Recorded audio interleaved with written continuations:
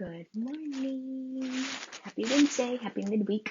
I hope everybody's having a great week so far. If you're watching this on the replay, will you hashtag replay for me so then others can see the wonderful powers of a replay in regards to our muscles. So that is what we're going to be talking about today is muscles. And so for some of you guys, I know this is something that's a little bit uncomfortable for you. It might be something that you're like, do I really, need to know about my muscles? Do I need to know what to do, why they're important?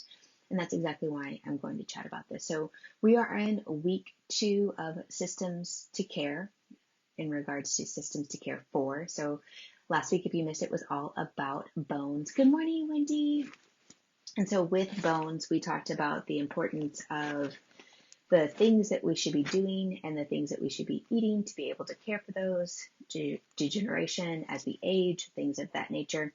And kind of continuing on a similar path is muscles. And so do know that as we age, it's going to be harder to grow and sustain muscles just because it's the nature of the beast. As we get older, it's harder for our body to optimize those things. Good morning, Monica. So with that, we're going to be talking about why is it important to care for our muscles, okay? And so first of all, I don't know if you guys know this, but there's actually 3 different types of muscles, and you guys are like, yeah, biceps, triceps, and abs, right? No, just kidding. So there are 3 different types of muscles. There are actually skeletal, which is what most commonly people associate and think of when they think of muscles. So these are the ones that are interconnected that help with everything that involves movement.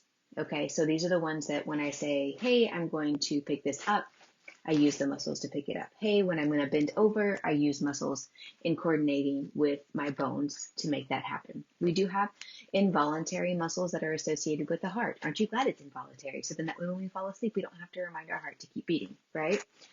There are also muscles called smooth muscles, and these are the ones that are in the digestive system. And so know that when we think about muscles, it's not just the ones that we commonly associate with getting bigger or toner or less flabby, right? Okay. So when we talked about bones last week, there are about 206 bones, okay? And so some of them are so small that they can fit in the size of a dime. And then some of them, of course, are huge, like, the femur is the biggest, longest bone in the body. But when we talk about muscles, there's over 650 of those, okay? And so 2/5 of those are actually the muscles within the skeletal system, okay? So when we talk about those and we think about, growing, defining, lengthening, toning, most of the time we're thinking about the ones that are in the skeletal system. And so that's the majority of what I'm going to be talking about today is the ones in the skeletal system. It's important for hydration to make sure that those other systems and other 2 types of muscles are actually working because they're more inclusive of water. And so like the heart needs the heart muscles, the cardiac muscles, they are made up of 70% water. And so if you are not properly hydrated, it allows more stress to be on the heart. The same thing when we talk about digestion. We need tons of water to kind of help those things move, right? And help those muscles do what they need to do. And so make sure that you are staying hydrated for those other 2 muscle groups. But in regards to the skeletal system, let's talk about how we can strengthen, grow, elongate, repair, things of that nature, okay? So these muscles are really important in regards to making sure that we have preventative measures for injury. And so you guys know when you lift something heavy, when you bend down after you haven't been doing a regular resistance training, you're more likely to strain or tear something. And so this is why we say it's so important to make sure you have regular routine resistance training in, okay? We talked about this last week, but it also helps strengthen bones. And so when we think about bones, we think about a skeleton and we think about these hard things that are all kind of linked together when we talk about Halloween and the things that you're seeing out right now. Those are hard because they have been dried, okay? So it's kind of just like when we think about beef jerky, that is a dried muscle, okay? So inside of our system, when it is alive and well, it does not look the same, okay? So bones are strong, but they are also somewhat bendable. They are somewhat malleable. Okay. And so when we have resistance training, that strengthens those bones because you're having tension and weight be put on those bones to strengthen them. Okay. So the other thing is that we also have an increased metabolism when we have regular resistance training. This happens twofold.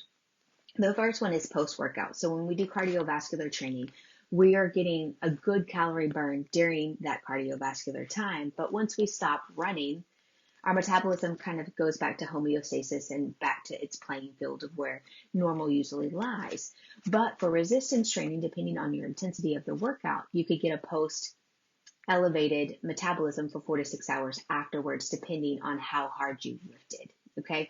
And so do know that it increases the metabolism that way, but it also increases the metabolism a second way because you are going to be burning more calories to sustain yourself the more muscle that you have on your body. Okay. And so if you are a more muscular individual, you are going to take more calories in to maintain that muscle than it does to maintain the fat in your body.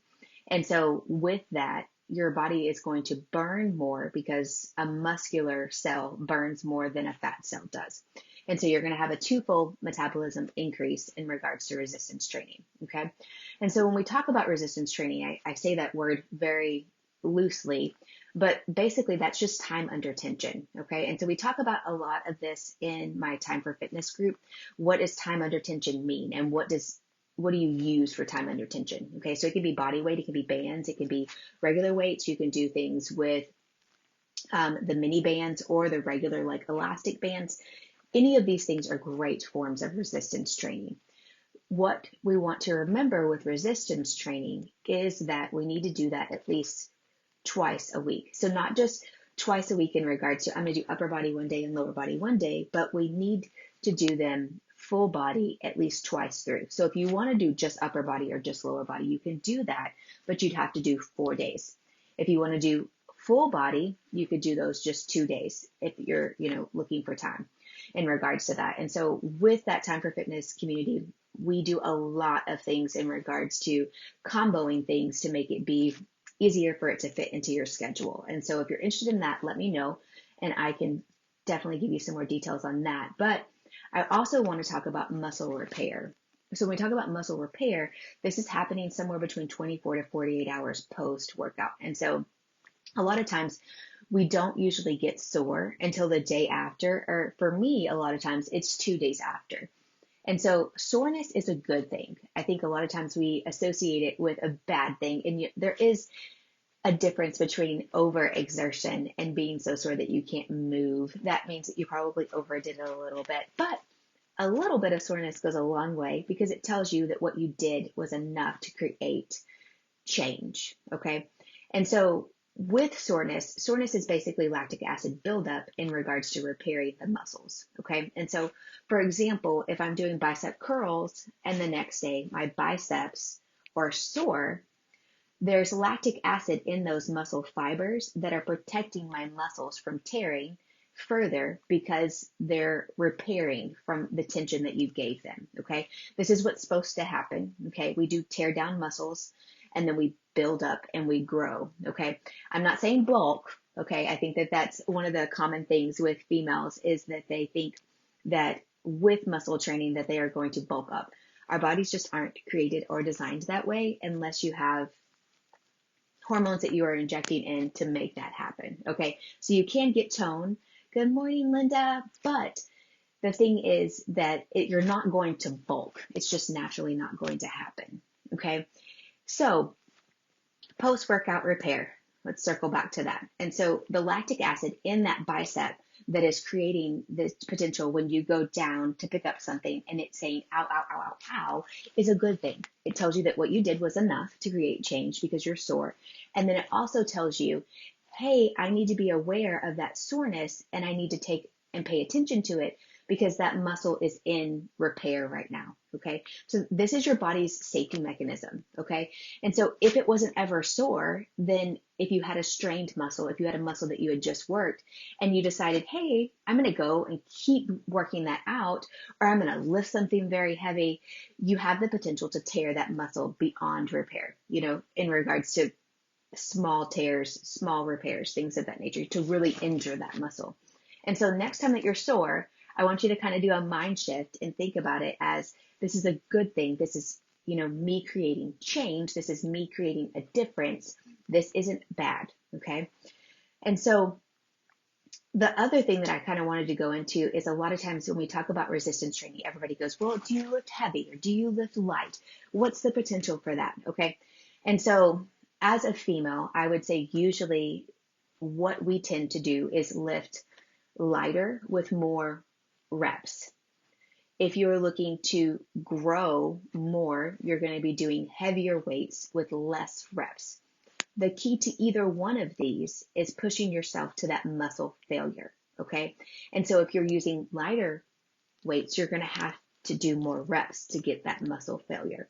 And when I say muscle failure, what I'm saying is the capacity to not do any more. So you're going to do bicep curls until you feel like you cannot do another bicep curl. Okay. So if I'm using 15 pounds, that's going to take me, 10, 15 reps maybe, depending on where I am for my level of fitness. But if I'm using 1 pound weights, of course, my reps are going to have to be up higher than that for me to get the same level of failure. Okay. So know that you have to push to failure in order to see the growth happen, in order to see change occur. The other thing that I wanted to talk to you about is post-workout protein to promote repair. Okay. And so usually most of the times when we do lift, we do that not on a fasted state. So we talk about fasted cardio. Those are some of the things that people, advise to use stored fat source. But when we talk about resistance training, especially if you're doing heavier weights, it's not something that is as promoted because we want to make sure that we don't put our body into too much of a stress where it goes into that survival mode and it kind of shuts down and doesn't allow proper growth to happen because it doesn't have enough calories to do what you're wanting it to do. Okay. So post-workout protein. If you are lifting, you should be doing something post-workout within 60 minutes of you stopping that workout that involves protein. Okay. So timing of that, I know can get kind of crazy with some of you guys that are thinking about, but I just ate before I left. Okay. So it doesn't have to be anything crazy. So somewhere between 20 to 25 grams of protein is completely okay post workout. So that could be as simple as a protein shake. Okay. But we're needing to get, somewhere between 20 to 25 grams at least. Know that muscle absorption, that protein absorption within the muscles does decline as we age as well. And so you might be taking in 20 to 25, but you might not only be absorbing, 10, 15 of that. And so this is why we say that it's imperative as we get older to make sure that we're consuming enough protein on a normal basis. And so I've talked about this in the past, but we want protein to be divided up over the day for maximal absorption. So you taking in something that's got 40 to 45 grams of protein in it is not going to be as beneficial as you taking two smaller meals that have 20 to 25 that you're going to be able to absorb more of. Okay. So the other thing is I want you guys to make sure that you are thinking about protein as a sense of repair. Okay. So recovery, repair, 24 to 24 hours, 24 to 48 hours post workout. Okay. So those of you that are new to resistance training, it's going to take you longer to repair through, and you would think that you would get better gains because you're new to it. Okay. And that is how it works in regards to the cardiovascular system. Okay. But when it talks about resistance training, you're going to get more growth, more definition the longer that you're doing this. And so we talk about muscle memory, if that sounds familiar to any of you guys. And so with muscle memory, the ability for you to remember how to do something comes with the repetition of it. And so a lot of times when I have brand new people to resistance training, they say, but the movement just feels very awkward. And it is because you're not used to doing it. But as you do it for a longer period of time, it's going to be something that you do systematically that you don't have to think about form as much. And so in that Time for Fitness group, one of the things that is there for you is exercise demonstrations for each of the exercises that we do.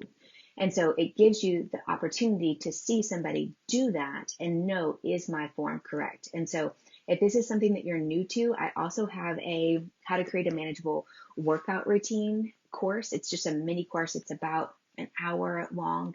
And so it will tell you how you do that if you don't want to be part of a community, but instead you want to build your own workout routine. And so these are options and available for you. But if you have extra questions about muscles, let me know. I'd be glad to respond back to here if you feel like, hey, I just don't know where to start, or hey, I just don't know, is this enough? Is this failure? Is this what failure feels like in regards to tension? Okay. So if you have those questions, make sure to put those in the comments below and I will get to those as those come in. Next week, we're going to be talking all about joint pain. We're going to be talking about inflammation. We're going to be talking about ligaments and tendons and those things that interconnect muscles and bone. So it's going to be talking about what we talked about last week in combination with what we talked about this week and kind of putting those systematically together. If you have any other body systems that you guys are interested in, we will be going in, inflammation, but digestive system, nervous system, things of that as we go into the later parts of the year. But if you have something specific that you want to look or learn about, let me know in the comments below and I can actually put those on the agenda as well. So thank you guys so much for tuning in. I really appreciate you guys being up early and taking the time to listen. I appreciate it, and I hope you guys have a beautiful rest of your day, and I will see you guys next week. Bye.